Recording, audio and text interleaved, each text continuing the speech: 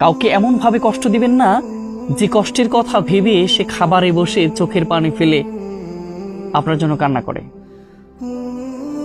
এটা কিন্তু আল্লাহর কাছে কবুল হয়ে যাবে। খাবারে খেতে বসেও যারা ফুপিয়ে ফুপিয়ে আপনার কষ্টের কথাগুলো ভেবে কান্না করে, চোখের পানি দিয়ে তার খাবারটা ভিজে ফেলে, এদের দোয়া অবশ্যই কবুল হয়ে যায়, এর অভিশাপগুলো অবশ্যই কবুল হয়ে যায়। আপনি অনেক কষ্ট পাবেন। আপনি মনে করছেন যে একজন মানুষকে কষ্ট দেওয়ার পরে আমি সুখে আছি, অনেক সুখ পোষণ করছি, কিন্তু আদৌ কি তাই? কখনোই সম্ভব নয়।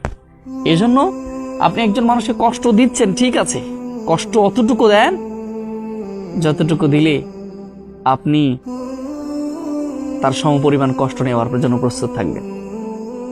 এই জন্য কখনোই একজন মানুষকে অত কষ্ট দিবেন না যত কষ্ট দিলে সে আল্লাহর কাছে বলে দেয়।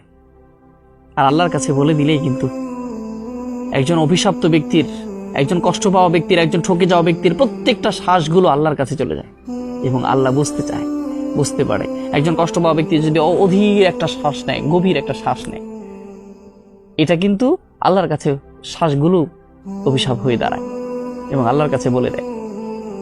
তাইলে কিন্তু বাসন নাই। যারা চুপ হয়ে রয়েছে আপনার কষ্ট পাওয়ার পরেও, তাদের দেখে ভয় পান।